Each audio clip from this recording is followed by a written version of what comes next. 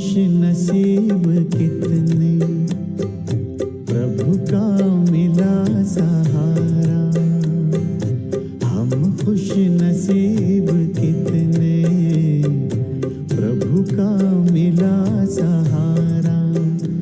हम हो गए उसी के, हम हो गए उसी के, वो हो गया हमारा हमारा। हम खुश नसीब कितने, प्रभु का मिला सहारा। हम हो गए उसी के, हम हो गए उसी के, वो हो गया हमारा हमारा। हम खुश नसीब कितने, प्रभु का मिला सहारा।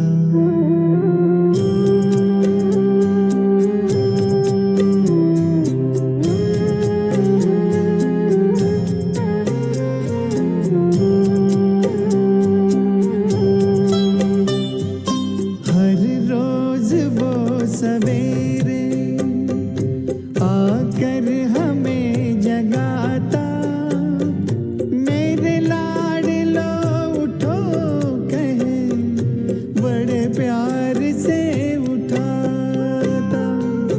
हर रोज वो सवेरे आकर हमें जगाता, मेरे लाडलो उठो कहे, बड़े प्यार से उठाता। क्या सोते जगते हर पल, देखूं वही नजारा। हम हो गए उसी के, हम हो गए उसी के, वो हो गया हमारा हमारा। हम खुश नसीब कितने, प्रभु का मिला सहारा।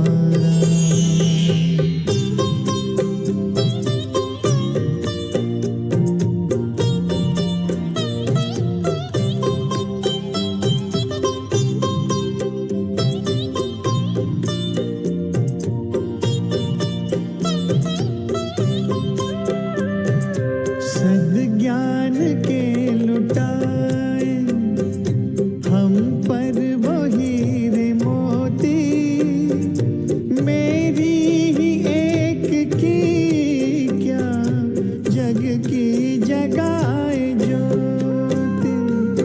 सद्ज्ञान के लुटाए हम पर वो हीरे मोती, मेरी ही एक की क्या जग की जगाए ज्योति। हमें हर कदम पे देता शिक्षाओं का इशारा। हम हो गए उसी के, हम हो गए उसी के, वो हो गया हमारा हमारा। हम खुश नसीब कितने, प्रभु का मिला सहारा।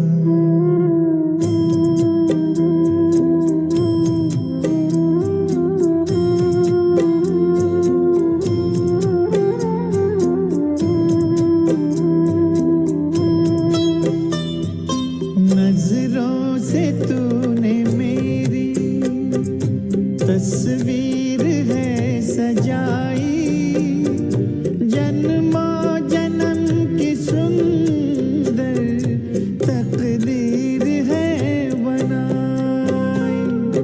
नजरों से तूने मेरी तस्वीर है सजाई, जन्मों जन्म की सुंदर तकदीर है बनाई।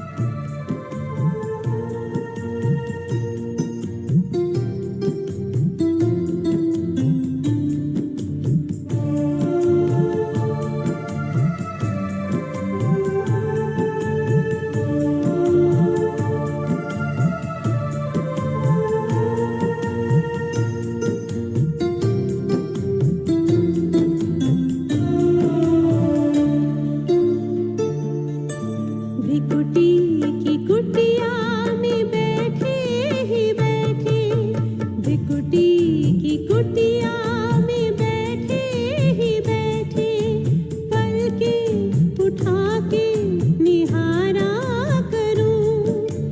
बाबा मेरे मन के मंदिर में तुमको, बाबा मेरे मन के मंदिर में तुमको बिठा के मिलन में मनाया करूं, मनाया करूं। भ्रिकुटी की कुटिया में बैठे ही बैठे।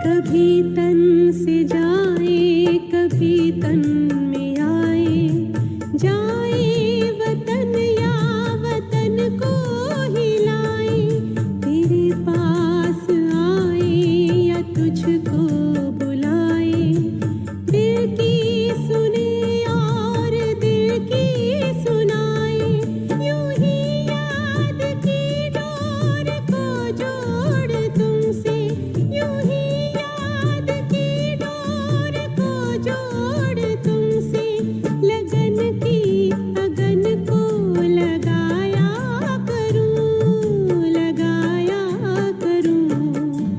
भ्रिकुटी की कुटिया में बैठे ही बैठे।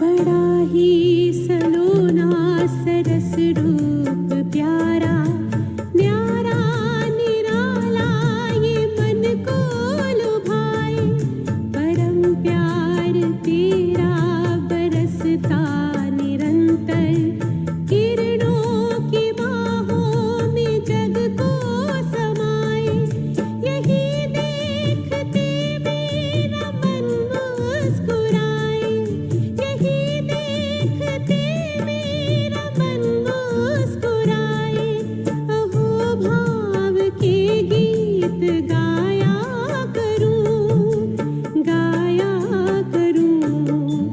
भ्रिकुटी की कुटिया में बैठे ही बैठे।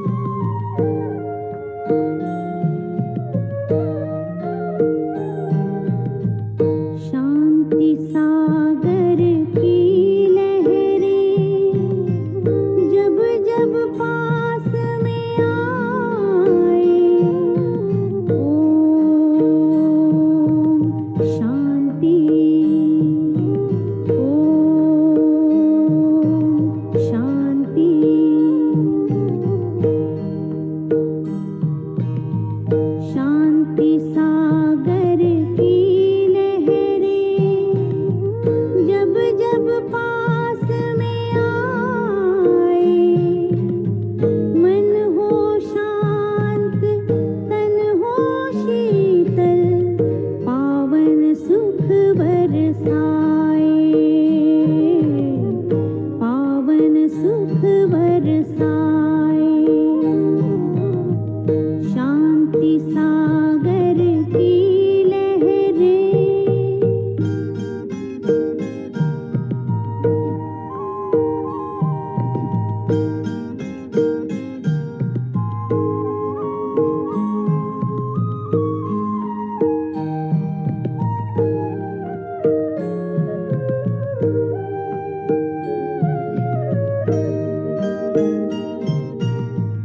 चलता चलता उस सागर में जब कोई खो जाए,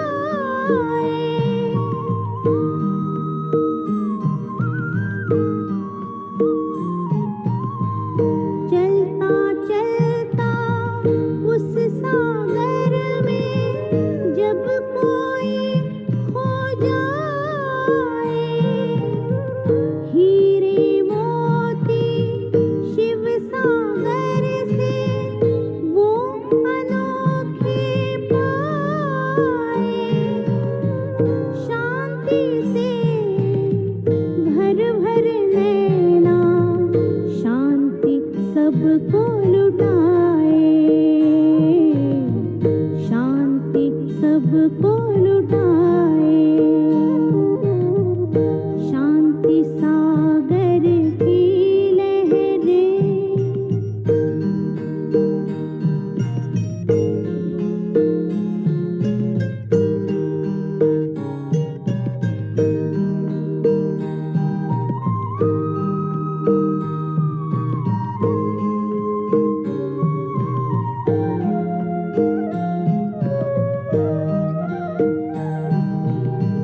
शांति अमृत के सागर में जो कोई गहरा जाए,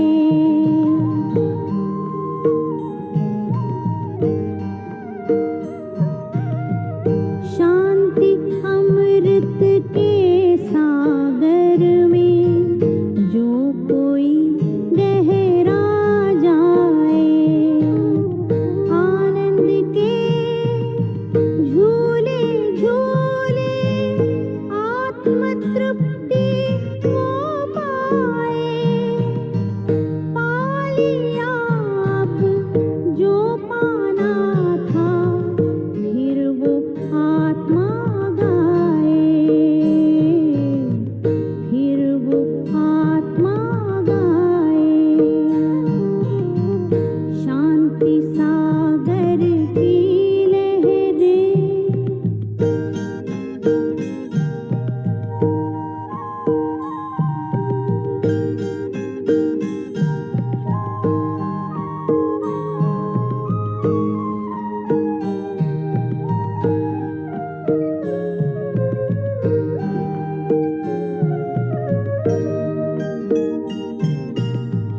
हर लहर में हर पहर में समाया शिव का ध्यान रे।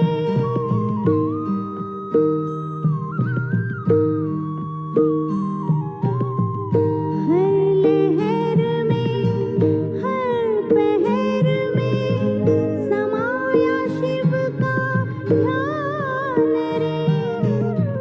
बेहद अनुभव में छुपा है शांति और विश्राम रे।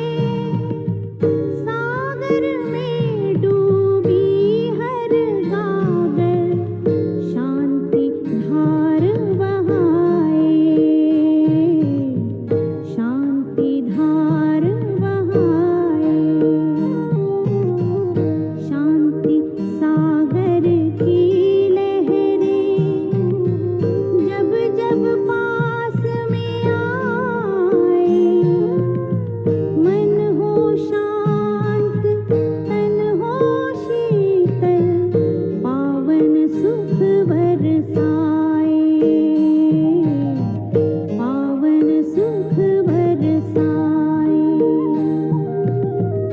शांति सागर की लहरें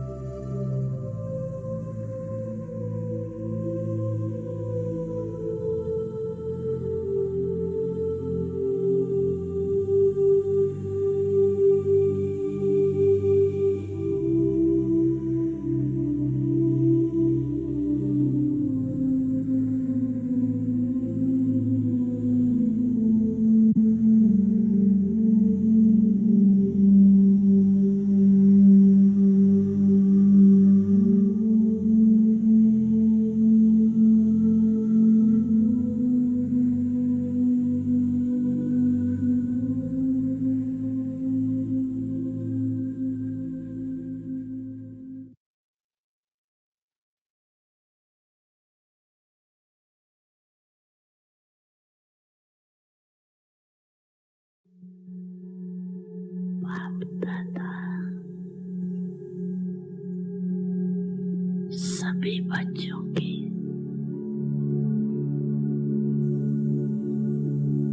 पांच स्वरूप थी।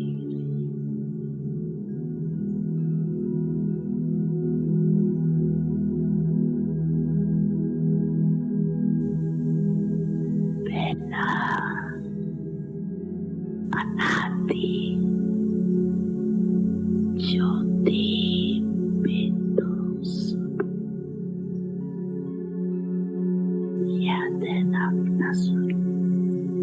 याद है ना?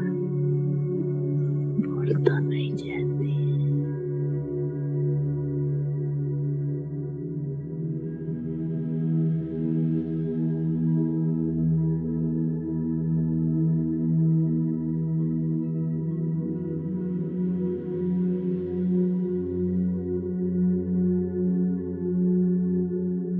दूसरा है आदि देवता स्वरूप।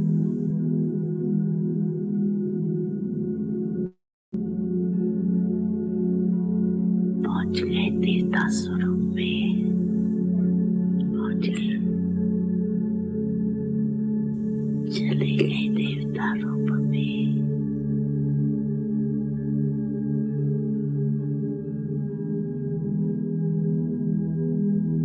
तीसरा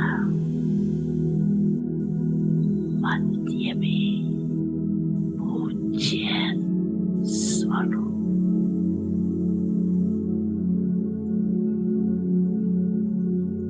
चौथा है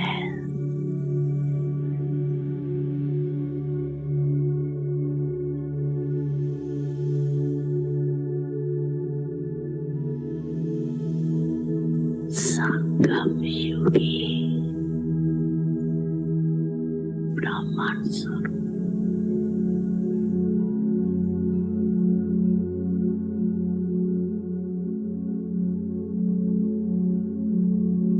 और लास्ट में है फरिश्ता स्वरूप।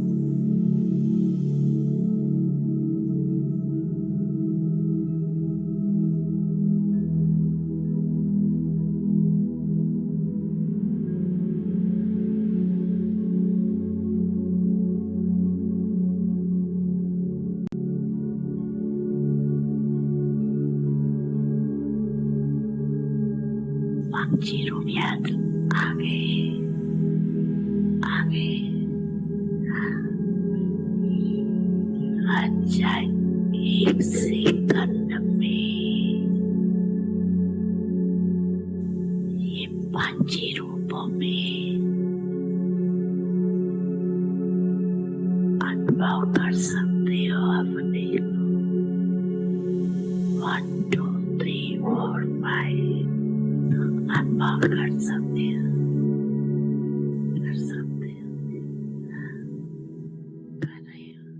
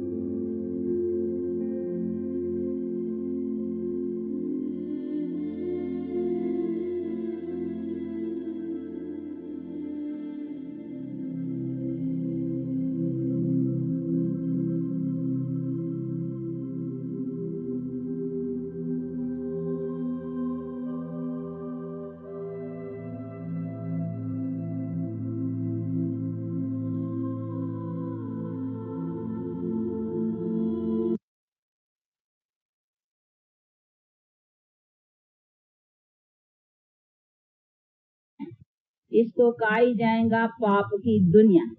पाप से ही दुख होता है, इसीलिए इसको कहा ही जाएगा दुख की दुनिया, अशांति की दुनिया।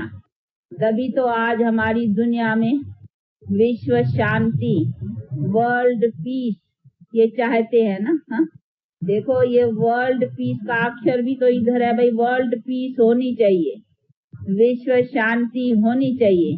तभी तो विश्व शांति के लिए यहाँ धर्म सम्मेलन आदि आदि कई ये सब उपाय करते हैं। तो उसकी माना हमारी विश्व अशांत है, उसका मतलब है विश्व अशांत और दुखी है। तो विश्व हो गई नहीं सारी, तो उसको ही तो कहेंगे नहीं पाप की दुनिया। तो अभी कहते हैं पाप की दुनिया से और कहीं ले चल। अभी किधर चले? हाँ, और ठिकाने का भी तो मालूम होना चाहिए कि और कौन सा ठिकाना है जहाँ सुख और शांति है। तो कई जो समझते हैं कि कोई दुनिया स्वर्ग या कोई ऐसी दुनियाएं है जहाँ जाना है सुख शांति में, नहीं। सुख और शांति को भी इस दुनिया में आना है, लेकिन आए कैसे, वो समझने की बात है कि वो कैसे बने। बनना इस दुनिया में है, दुनिया ये एक ही है, बाकी इस दुनिया का परिवर्तन होने का है। तो परिवर्तन कैसे आवे उसके उपाय का नॉलेज होना चाहिए। तो वो बैठ कर करके परमात्मा अभी समझाते हैं, क्योंकि ये हमारे पास जो समझ है वो समझ कोई हमारी कल्पना नहीं है या अपनी मन की कल्पनाएं से नहीं समझी हुई बात है। ये तो जो जानी जाननहार सर्व समर्थ, जिसको निराकार परमपिता परमात्मा कहा जाता है और जिसको ही ज्ञान का सागर कहा जाता है, वो बैठ कर करके अभी समझा रहे हैं। तो वो समझाते हैं कि किस कारण से तुम्हारे पास दुख शांति भी आई है। ऐसे नहीं ये सदाई कोई दुनिया दुख शांति की है, दुख शांति भी इस दुनिया में आई है। अभी फिर आई चीज को फिर लौटाओ। हाँ, अभी उसको कैसे लौटाओ, फिर सुख शांति को लाओ, उसका बैठ करके उपाय समझाते हैं कि ये हुआ है तुम्हारे पाप कर्म से। दुख जो हुआ है वो तुम्हारे पाप कर्म से हुआ है, और पाप तुमसे हुआ है विकारों के कारण। अभी विकारों को नष्ट करो तो पाप होना बंद हो जाएगा, और पाप न होने से फिर दुख नहीं होगा। तो दुख और अशांति को अगर मिटाना है तो खाली सम्मेलन या और कोई उपाय करने से नहीं होगा। जब तक इन विकारों को नाश नहीं किया गया है, तब तक हमारे पाप कर्म बंद नहीं होंगे, और जब तक वो हमारे पाप कर्म बंद नहीं हुए हैं, तब तक हमारे पास सुख नहीं हो सकता है। तो हमारे पास सुख शांति आएगी तभी जब हम अपने कर्मों को स्वच्छ बनाएं। तो उसी स्वच्छ को कैसे बनाएं, उसकी बैठ कर करके ये अभी शिक्षा बाप दे रहा है कि किस तरह से अपने कर्मों को स्वच्छ बनाओ। तो वो बनाएंगे तभी हमारी दुनिया जो है ना सुख और शांति वाली होंगी। तो अभी ये जो गीत में सुना ना, ले चल, तो ले चलने का है कि अभी ये पाप की दुनिया से अथवा दुख से तो सब थके है ना। देखो थके है ना, हाँ? कि थके नहीं हो कि पसंद है दुनिया ये बहुत थके हैं। तो अगर थके हो और चाहते हो कि हम सुख शांति की दुनिया अथवा सुख शांति में रहे, तो उसके लिए फिर हमको ये जो दुख शांति का कारण है उसको नाश करना पड़ेगा। इसी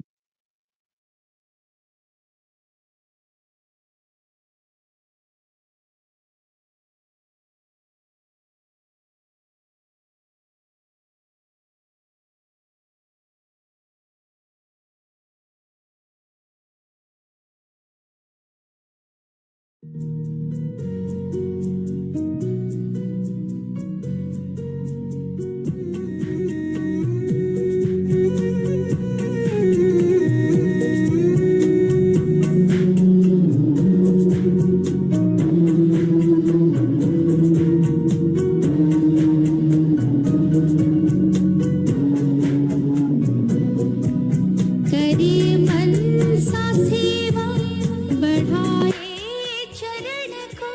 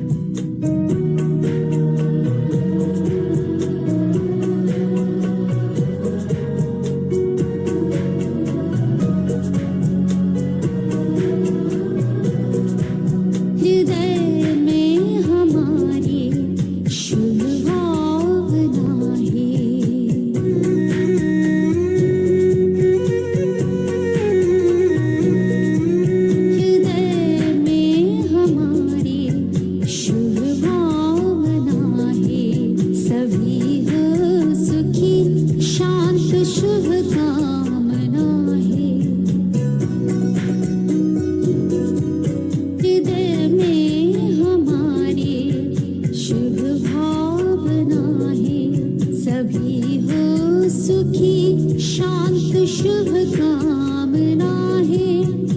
रखे स्मृति में किए प्रभु से प्रण को, चलो हम बदल दे वातावरण को, करे मन सा सेवा।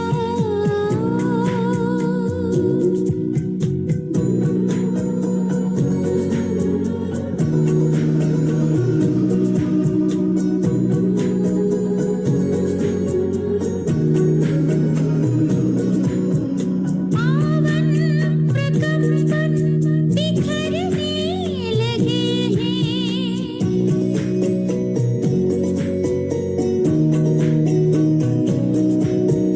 पावन प्रकंपन बिखरने लगे हैं। सभी तत्व पांचों संवरने लगे हैं। उमड़ने दे अंतर से करुणा किरण को, चलो हम बदल दे वातावरण को, करे मन सा सेवा, बढ़ाए चरण को, चलो हम बदल दे वातावरण को।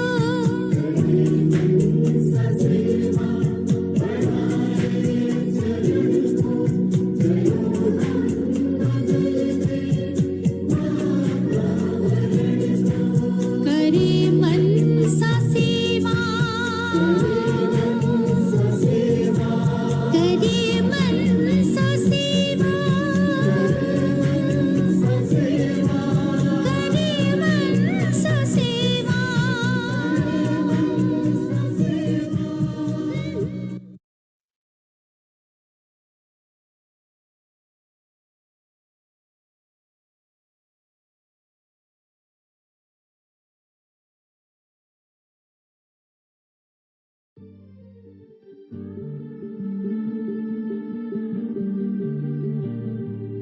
मनसा सेवा चलो करें, हम देते चले प्रकाश।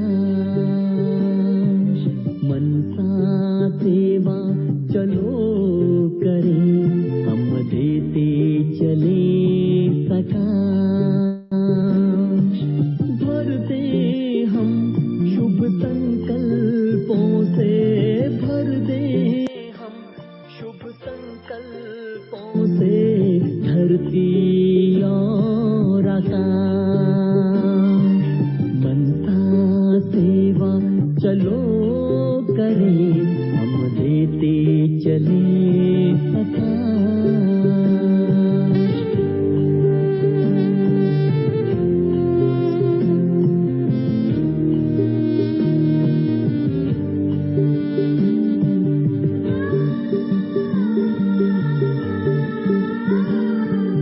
पवित्रता का सूर्य बने सुख दे, किरणें बिखरा कर। पवित्रता का सूर्य बने सुख दे, किरणें बिखरा कर। प्रेम के सागर बनकर भर दे खाली मन की गागर। हो प्रेम के सागर बनकर भर दे खाली मन की गागर। हृदय की शुभ भावना तब आए प्रभु के पास। भर दे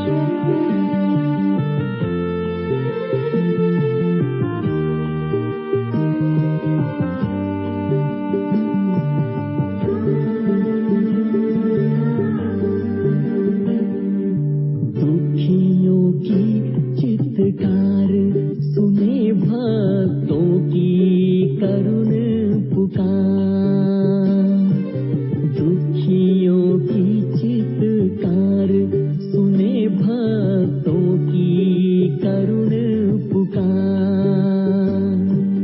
दीनहीन है मांग रहे सब से सबको अधिकार, हो दीनहीन है मांग रहे सब से सबको अधिकार। अपना ही परिवार सब है, सबको हो ये विश्वास, भर दे हम शुभ संकल्पों से, भर दे हम शुभ संकल्पों से धरती और आकाश। मनसा सेवा चलो करें, हम देते चले सकाश।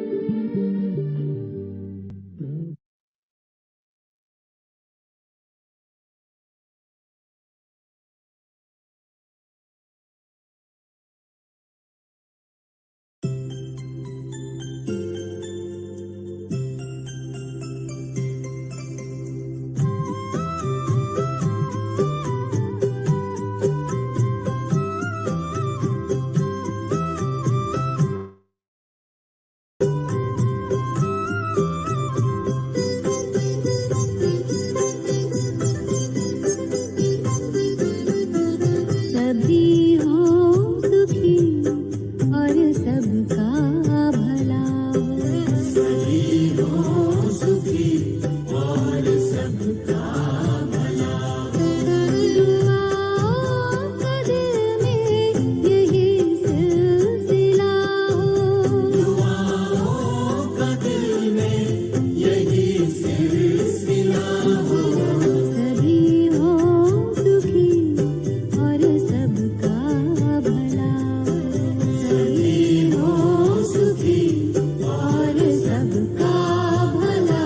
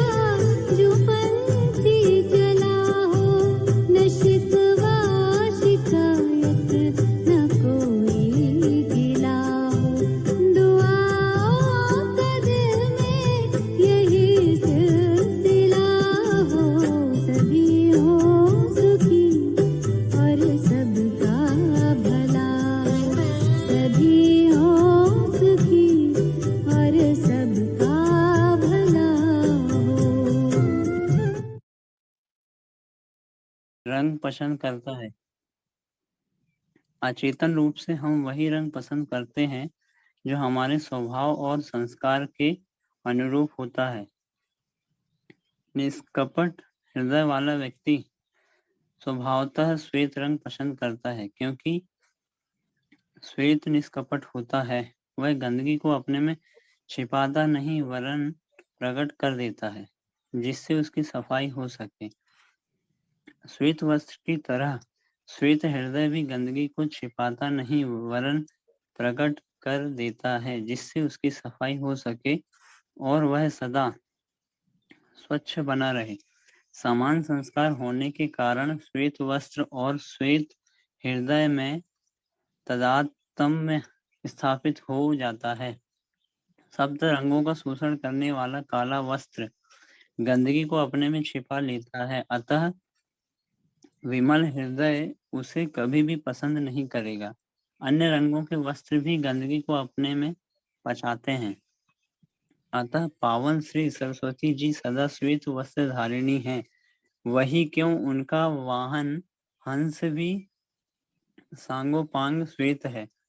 ब्रह्मा सरस्वती तथा फरिश्तों को सदा श्वेत वस्त्रों में इसलिए ही दिखलाते हैं। अतः मातेश्वरी जगदम्बा सरस्वती सर्वंस त्यागी थी, सर्वगुण संपन्न थी, पवित्रता की देवी थी। सरस्वती का जन्म और उनकी महिमाओं का आध्यात्मिक रहस्य। भ्राता जगदीश जी माँ सरस्वती के अलौकिक जन्म और कर्म का आध्यात्मिक रहस्य बताते हुए लिखते हैं, श्रीमद् भगवद गीता में कहा गया है कि परम पिता परमात्मा ने प्रजापिता ब्रह्मा के माध्यम से यज्ञ द्वारा सृष्टि रची। अनेक प्रकार के यज्ञों का उल्लेख करते हुए यह कहा गया है कि सब प्रकार के यज्ञों में से ज्ञान यज्ञ श्रेष्ठ है। निसंदेह श्रेष्ठ अर्थात सत्यु की देवी सृष्टि की रचना के लिए परमात्मा ने ज्ञान यज्ञ की ही स्थापना की होगी। इसी बात को यूं भी कहा जा सकता है कि परमात्मा ने ईश्वरीय विश्वविद्यालय की स्थापना की, परंतु ज्ञान शब्द के साथ यज्ञ शब्द को इसलिए जोड़ा गया क्योंकि ईश्वरीय ज्ञान सुनने वाले लोग काम क्रोध लोभ मोह अहंकार तथा तन मन धन आदि की ज्ञान यज्ञ में आहुतियां देते हैं। यदि आहुतियां ना दी जाए तो इसे यज्ञ की संज्ञा नहीं दी जा सकती। यज्ञ वो है जिसमें कुछ न कुछ आहुति अवश्य दी जाती है।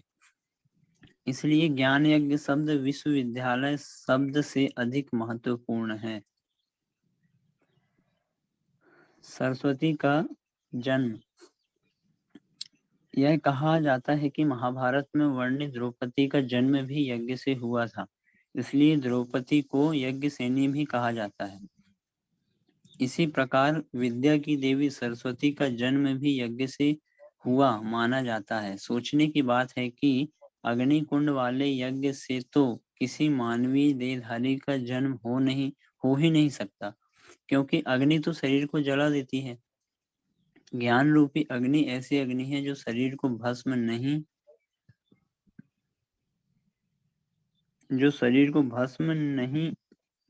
करती। इससे शरीर का लौकिक जन्म तो नहीं होता, परंतु इससे संस्कार और स्वभाव पवित्र हो जाते हैं और उनके शुद्धिकरण से नया मानवीय जीवन आरंभ होता है। इसे मरजीवा जन्म कहा जाता है। इसे अलौकिक अथवा दूसरा जन्म भी कहा जाता है।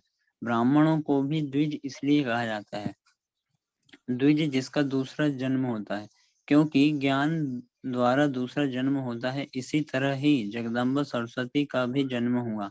इसका भाव यह है कि परमात्मा ने प्रजापिता ब्रह्मा द्वारा ज्ञान यज्ञ की स्थापना की, अतः वहां ज्ञान से उनको नया जन्म मिला। शारीरिक रूप से तो पहले ही से वे थी, परंतु ज्ञान द्वारा इनका मन वचन और कर्म निर्मल अथवा कमल समान बने। इसलिए चित्रकार उन्हें कमल पुष्प पर आसीन दिखाते हैं। परंतु आज कोई भी विद्वान ये नहीं बता सकता कि ज्ञान की देवी सरस्वती का जन्म कैसे हुआ और प्रजापिता ब्रह्मा से उनका क्या संबंध है। ज्ञान यज्ञ की रचना करने वाले ब्रह्मा ही को यज्ञ पिता कहा जाता है, जिन्होंने उस ज्ञान से नया जीवन बनाया। उन्हें ब्रह्मा कुमार और कुमारियां कहते हैं। इस दृष्टिकोण से सरस्वती भी ब्रह्मा की पुत्री ब्रह्मा कुमारी ही थी। मन बुद्धि इत्यादि की बलि देने के कारण काली। ज्ञान यज्ञ में ब्रह्मा कुमारों और ब्रह्मा कुमारियों ने विकारों की आहुतियां डाली थी और यथाशक्ति अपना तन मन धन दिया था। उससे ही वो यज्ञ चलता रहा और उससे अन्य ब्रह्मा कुमारियां और ब्रह्मा कुमार प्रकट होते रहे। तब वे नए ब्रह्मावर्ष भी अपनी आहुतियां डालते रहे। तन और धन की आहुति डालना तो फिर भी सहज होता है, परंतु मन की आहुति डालना अधिक कठिन होता है, क्योंकि मन चंचल है। सरस्वती जी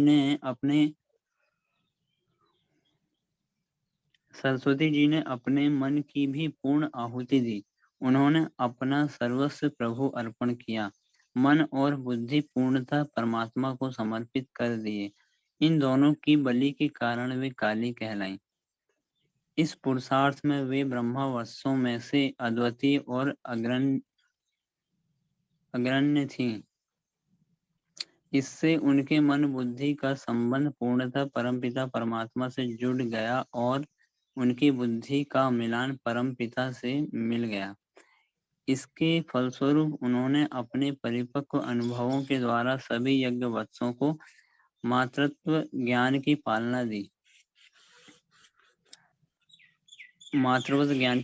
इसलिए वे यज्ञ माता कहलाईं।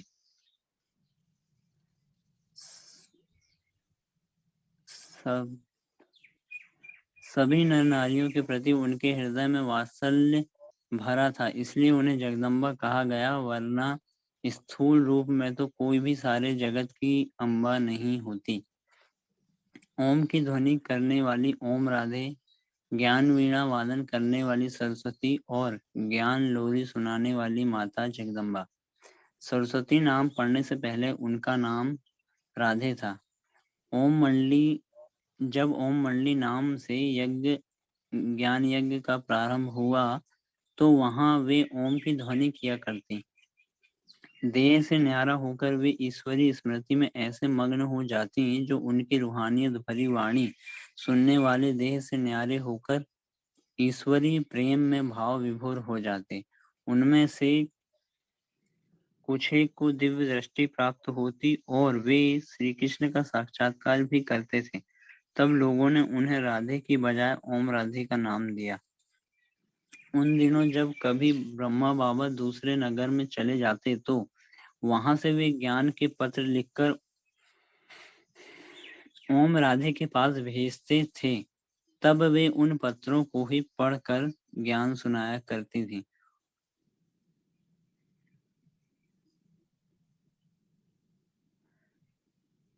उनकी वे विस्तृत व्याख्या करती थी। सुनने वालों को ऐसा लगता था कि वे ज्ञान की लोरी दे रही हैं अथवा ज्ञान गीत सुना रही हैं, और वे उन्हें माता शब्द से संबोधित करने लगे या मम्मा कहने लगे। हंगामा और मातेश्वरी द्वारा योग तपस्या से सामना। जब श्रोता उनके द्वारा सुनाए ज्ञान से इतने प्रभावित होते थे, सब श्रोता उनके द्वारा सुनाए ज्ञान से इतने प्रभावित होते थे कि उनकी मधुर वाणी सुनने वालों ने प्याज, लहसुन, मांस, मछली, अंडे, शराब, सिगरेट, बीड़ी इत्यादि सब छोड़ दिए थे।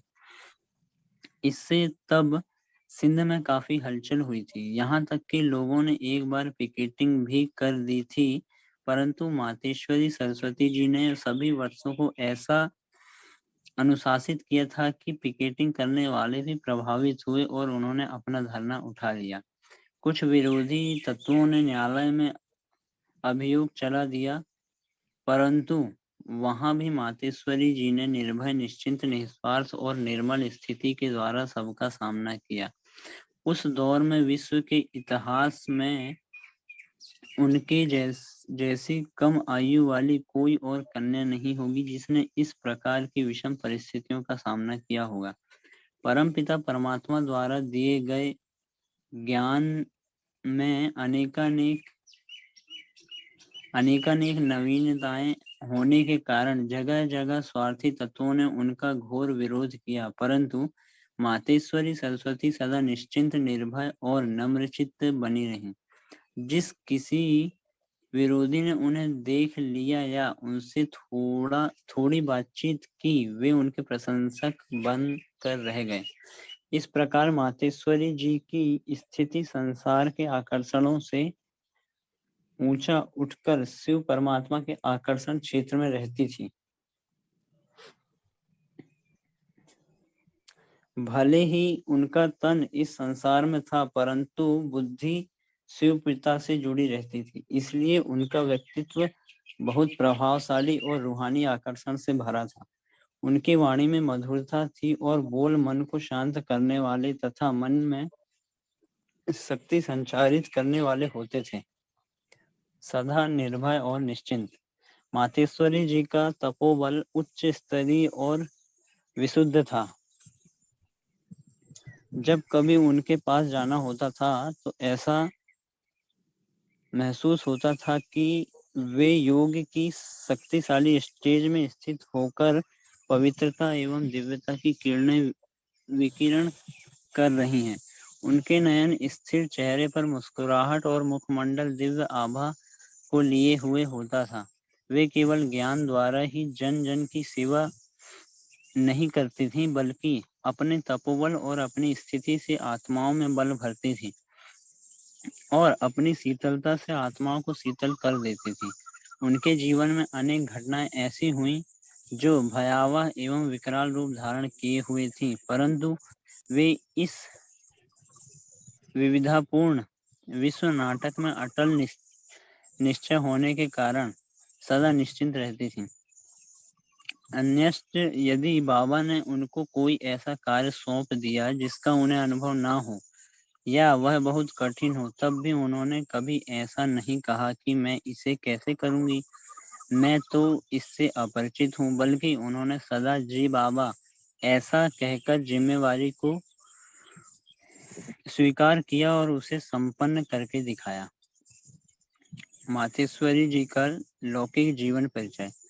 मम्मा का लौकिक नाम राधे था। उनके पिता का नाम पोकर दास और माता का नाम रोचा था। उनका जन्म सन 1919 में अमृतसर में हुआ। उनकी एक बड़ी बहन थी जिसका नाम पार्वती था। उसकी शादी पहले ही हो चुकी थी और एक इनकी छोटी बहन थी जिसका नाम गोपी था। उनके पिता सोने चांदी का व्यापार करते थे और देसी घी के थोक व्यापारी भी थे।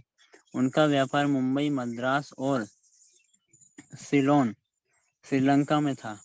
अचानक राधे के पिता की मृत्यु हो गई। सोने चांदी के व्यापार में और सट्टेबाजी में उनका इतना घाटा हो गया था कि वे एकदम खाली हाथ हो गए। इससे उनको हृदयाघात हो गया। फिर राधे अपनी माँ और छोटी बहन गोपी के साथ सिंध, हैदराबाद अपनी नानी और मामा के घर आ गई। वे अमृतसर से ही हैदराबाद, सिंध गए थे। विद्यार्थी जीवन में भी अद्वितीय लक्षण। इस प्रकार मम्मा की लौकिक जीवन कहानी बताते हुए ब्रह्मा कुमारी दादी शांतामणि जी आगे बताती हैं कि हैदराबाद में दोनों बहनें स्कूल में दाखिल हो गईं। राधे पढ़ाई में हमेशा नंबर 1 थी, गाने में नंबर 1 और डांस करने में भी नंबर 1 थी। स्कूल में जब भी कोई स्पर्धा होती थी तो राधे को ही प्रथम पुरस्कार मिलता था। राधे का मशहूर गीत था ट्विंकल ट्विंकल लिटिल स्टार। सफेद फ्रॉक और सिर पर हैट पहनकर राधे डांस करती थी तो लोग दंग रह जाते थे। राधे की हॉबी थी कि बाजार में जो भी नए बढ़िया कपड़े आए सबसे पहले वही खरीदती थी। इतनी फैशन की शौकीन थी। फ्रॉक पर जो डिजाइन होती थी उसको राधे खुद अपनी बुद्धि से निकालती थी। वे अपनी बड़ी बहन पार्वती से कहती थी और पार्वती अपनी मामी रूपवंती से डिजाइन की फ्रॉक बनवाती थी। रोज राधे नई नई डिजाइन वाली फ्रॉक पहनकर स्कूल जाती थी। राधे के बाल तो बहुत लंबे थे, साथ में वह बहुत सुंदर भी थी। राधे की छोटी बहन गोपी का रूप रंग भी राधे जैसा ही था। स्कूल से उनके आते जाते समय लोगों की नजरें सहज ही उन पर पड़ती थी और वे अवाक रह जाते थे। राधे हैदराबाद सिंध के कुंदनवल मॉडल स्कूल में पढ़ती थी। उन्होंने अपनी पढ़ाई मैट्रिक तक पढ़ी। जीवन पथ में आशादीप हमारी माँ और मम्मा की माँ सगी बहनें थीं। इनकी एक और बहन अर्थात हमारी दूसरी मासी थी, उसका नाम ध्यानी था। उसके पति का भी देहांत हो गया था। वह भी हैदराबाद अपने पियर घर अर्थात मम्मा के घर आ गई। इस प्रकार उस घर में दो अपने पतियों को खोकर और 3 बहनें अपने बाप को खोकर बहुत दुखी थीं। वे 2 माताएं तो दुख से बहुत रोया करती थीं और भगवान से प्रार्थना करती थीं। हमारी माँ भी उनके घर जाकर प्रार्थना में उनका साथ देती थी। जब साहिब सुखमणि आदि पढ़कर सुनाती थी ताकि उनका दुख कम हो जाए और उनके मन को शांति मिल जाए। हमारी माँ उनके पास आया जाया करती थी तो इनको रोज बाबा की पत्नी यशोदा माता अपने घर की खिड़की से देखती थी। एक दिन रास्ते में जशोदा माता और हमारी माता की मुलाकात हो गई। उसने हमारी माँ से पूछा, आप रोज कहाँ जाती हो? हमारी माता जी ने कहा, हमारी दोनों बहनों के पति गुजर गए हैं, वे बहुत दुखी हैं। हम सब मिलकर शांति के लिए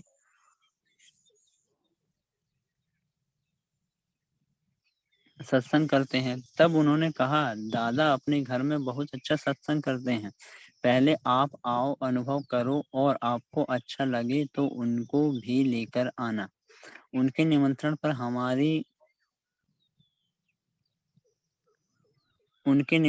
हमारी माँ दूसरे दिन वहां गई। बाबा हाथ में गीता उठाकर उसके श्लोक पर समझा रहे थे। गीता के दूसरे अध्याय में आत्मा के ऊपर ही सारा ज्ञान है, जैसे कि आत्मा अमर अविनाशी है, मरती नहीं है। आत्मा पुराना शरीर छोड़ नया शरीर लेती है, इसलिए रोने की दरकार ही नहीं।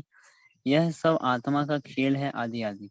बाबा जब सत्संग शुरू करते थे तब भी ओम की ध्वनि लगाते थे और पूरा करते थे तो भी ओम की ध्वनि लगाते थे। ओम की ध्वनि सुनते ही सबको शरीर से भिन्न होने का अनुभव होता था। इसी प्रकार हमारी माँ को भी यह अनुभव हुआ। तो अगले दिन वह अपनी दोनों बहनों अर्थात राधे की माँ और ध्यानी माता को लेकर बाबा के पास गई। बाबा ने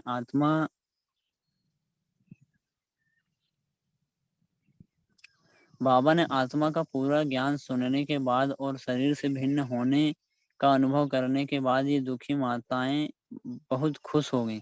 सत्संग से घर लौटी हुई अपनी माँ और मासी के खिले हुए चेहरे देखकर राधे को बहुत आश्चर्य हुआ। राधे ने उनसे पूछा, कल तो आप दोनों बहुत रोती थी, आज तो चेहरे खुशनुमा हैं, खिले हुए हैं, वहाँ क्या मिला आपको? तब उनकी माँ ने कहा, हम दादा के पास गए थे, वे बहुत अच्छा गीता के ऊपर समझाते हैं। तुम स्कूल में तो गीता के बारे में पढ़ती ही होंगी, तुम भी चलो, सुनने के बाद हमें भी उसका अर्थ समझाना। इस प्रकार राधे को भी अगले दिन सत्संग में लेकर गई। जब राधे को बाबा ने देखा तब उसी पल बाबा को लगा कि यह मेरी वारिस बेटी है और राधे को भी उसी क्षण महसूस हुआ कि यह मेरा बहुत काल से बिछड़ा हुआ वही पिता है। बाद में बाबा जैसे लौकिक रीति से हालचाल पूछते थे, वैसे राधे से पूछा, बेटी तुम क्या करती हो, कैसी हो, आदि आदि। जीवन का फैसला एक पल में। उस समय राधे की आयु करीब 17 वर्ष थी। घर में राधे की शादी की बात चल रही थी। एक दिन बाबा ने राधे से पूछा, राधे तुमको पीताम्बरधारी से शादी करनी है या सूट बूट वाले से? इस ज्ञान से स्वयं का कल्याण और विश्व का कल्याण करना है या शादी करके घर संभालना है? सोच विचार करके मुझे बताना। बाबा ने राधे को 24 घंटे का समय दिया था जवाब देने के लिए, लेकिन राधा ने एक पल में ही भविष्य जीवन का फैसला ले लिया और उसी पल बाबा को उत्तर दिया, बाबा, मैं गिरधर गोपाल की वही राधे हूँ। मैं इस ज्ञान मार्ग में चलकर विश्व का कल्याण करूंगी। उसी दिन से लेकर बाबा राधे के ऊपर ज्ञान की वर्षा बरसाने लगे और ज्ञान का कलश भी रख दिया। राधे सत्संग में ओम की ध्वनि बहुत अच्छी करती थी। आने वाले सब ओम की ध्वनि से बहुत आकर्षित होते थे। इसके कारण सब उसको ओम राधे कहने लगे। बाबा भी ओम राधे कहने लगे। इस तरह राधे का नाम ओम राधे हो गया। ओम राधे बहुत सुंदर गाती थी। जब उसने ओम मंडली में आकर क्या देखा और क्या पाया, यह गीत लिख कर गाया तो बाबा बहुत प्रभावित हुए। बाबा रोज उनको एक गीत लिख कर देते थे और ओम राधे उसे क्लास में गाकर सुनाती थी। जब ओम राधे गीत सुनाती थी तो सुनने वाले बहुत खुश होते थे और उनके दिल पर अमिट छाप लग जाती थी। धीरे धीरे सत्संग बढ़ता गया। उसमें माताएं भी आती थीं तो कन्याएं भी आती थीं। ओम राधे सो श्री अनुराधे। इसके बीच में बाबा अपने लौकिक परिवार के साथ कश्मीर चले गए। कश्मीर जाने के बाद बाबा रोज ओम राधे के नाम से और अन्य बहनों के नाम से पत्र भेजा करते थे। जिनके नाम से पत्र आते थे वे बहनें उन पत्रों को सत्संग में सुनाती थीं। सत्संग में और वृद्धि होने लगी। एक दिन ओम राधे की छोटी बहन गोपी क्लास में बैठी थी। ओम की ध्वनि लगाते ही वह ध्यान में चली गई। उसको श्री कृष्ण का साक्षात्कार हो गया और वह उठकर डांस करने लगी। सत्संग में यह पहला साक्षात्कार था। इसके बाद सत्संग में आने वाले अन्य भाई बहनों को भी साक्षात्कार होने लगी। जब बाबा कश्मीर से आए तो उनको देखते ही गोपी को श्री कृष्ण दिखने लगा। उसी समय ओम राधे उसको श्री राधा दिखाई पड़ने लगी। तब वह दोनों को पकड़कर रास करने लगी। दिव्य दृष्टि की लीला अथवा पाठ तब खुल गया। धीरे धीरे वहां आने वाले सब ध्यान में जाने लगे। श्री कृष्ण, श्री राधा अथवा श्री नारायण, श्री लक्ष्मी को देखने लगे और उनके साथ रास करने लगे। तब बाबा के मुखारविंद से निकली पवित्रता की बात। बाबा कहने लगे, बच्चे, श्री कृष्ण की राजधानी वैकुंठ में जाना है तो तुमको पवित्र बनना पड़ेगा। जो कन्याएं थी उनको तो कोई समस्या ना थी। जो गृहस्थी थी और जिनके पति व्यापार अर्थ विदेशों में गए थे, वे आए तो घरों में पति पत्नी के झगड़े होने लगे। पति कहने लगे कि हमें विकार रूपी विष चाहिए। पत्नी कहने लगी कि हमने तो परमात्मा को वचन दिया है कि हम पवित्र रहेंगे, हम विष दे नहीं सकती। तो उनके पति सोचने लगे और आपस में बातें करने लगी कि आखिर यह कौन जादूगर आया है जो सबको श्री कृष्ण का दर्शन कराता है और उनको पवित्र रहने के लिए कहता है। फिर विरोध प्रदर्शन, पिकेटिंग आदि शुरू हो गई। लेकिन ओम राधे सत्संग संभालने का अपना कार्य निश्चिंत और अचल होकर करती रही। यह है सन 1936 की बात। कोई पूछता था तो बाबा कहते थे कि मैं तो कुछ नहीं करता, यह सत्संग तो उन कन्याओं माताओं का है। सत्संग वो कराता है। ऊपर वाला आता है, बोलकर चला जाता है। ऊपर वाला जैसे कहेगा मैं भी वैसे करने वाला हूँ। मुझे तो कुछ भी नहीं पता, ऐसे कहकर सबको ओम राधे की तरफ भेज देते थे। हमेशा बाबा ओम राधे को आगे रखते थे। गोपी का साक्षात्कार का पाठ पूरे 1 वर्ष तक चला। बाद में उसको टाइफाइड हुआ। हैदराबाद में उसने शरीर छोड़ दिया। तब बाबा ने सत्संग में जो भी माताएं कन्याएं आती थीं उन सबको शमशान घाट पर भेजा था। सिंध के इतिहास में यह पहली घटना थी, नहीं तो शमशान घाट पर स्त्रियां नहीं जाती थीं। शव यात्रा में इतनी सारी महिलाओं को देख लोग आश्चर्य खा रहे थे। अग्नि संस्कार का कार्य ओम राधे ने ही किया था। भाई जी, इतना ही पढ़ना है क्या? ये कंटिन्यू करना है?